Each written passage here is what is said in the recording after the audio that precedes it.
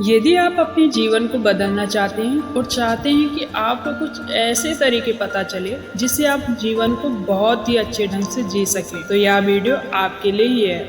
नमस्कार दोस्तों, मेरा नाम वैष्णवी और आज मैं आपके लिए लेकर आई हूँ चाणक्य नीति, जिसे सुनकर आप पैसा, पावर और रिस्पेक्ट पा सकते हैं। दोस्तों, चाणक्य नीति ने अपनी नीति के जरिए बताया है कि किस तरह आप खुद को पॉजिटिव रखें और अपने दिमाग का सही इस्तेमाल कर बड़ी से बड़ी जीत हासिल कर सकते हैं। अगर आप चाणक्य नीति की बातों को फॉलो करते हैं तो सफलता आपके कदमों में होगी। तो चलिए शुरू करते हैं। आचार्य चाणक्य कहते हैं कि ऐसा कौन है जिसे दुख ने नहीं सताया, अवगुण किसे नहीं है, सदैव सुखी कौन रहता है। यह संसार तो दुखों का सागर है। इस संसार में एक भी ऐसा व्यक्ति नहीं है जिसे दुख ना हुआ हो। सभी व्यक्ति में कुछ ना कुछ रोग एवं गुण, अवगुण अथवा कुछ ना कुछ बुरी आदतें पाई जाती है।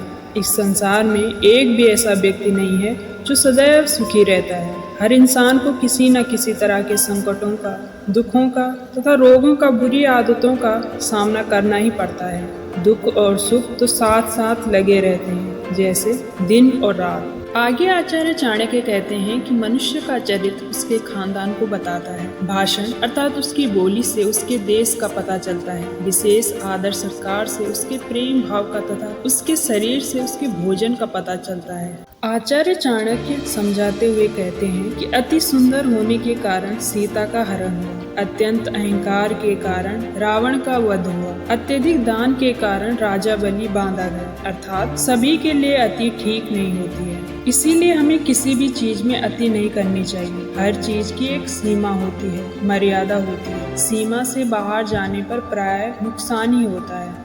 आगे आचार्य चाणक्य समझाते हैं कि सामर्थ्य को भार कैसा, व्यवसाय के लिए कोई स्थान दूर क्या, विद्वान के लिए विदेश कैसा और मधुर वचन बोलने वाले के लिए शत्रु कौन। जो व्यक्ति समर्थ है उसे कोई भी काम सहज ही लगेगा, उसे कोई भी कार्य भार स्वरूप नहीं लगेगा। व्यवसायी व्यक्ति अपने व्यवसाय के लिए कहीं भी जा सकता है। वह स्थान की दूरी को नहीं देखता, वह अपने लाभ को देखता है। इसी प्रकार विद्वान व्यक्ति के लिए विदेशों में भी लाखों मित्र हो सकते हैं। और यदि कोई व्यक्ति मीठा बोलता है, अच्छी वाणी में बोलता है, तो उसके कोई भी शत्रु नहीं होते हैं।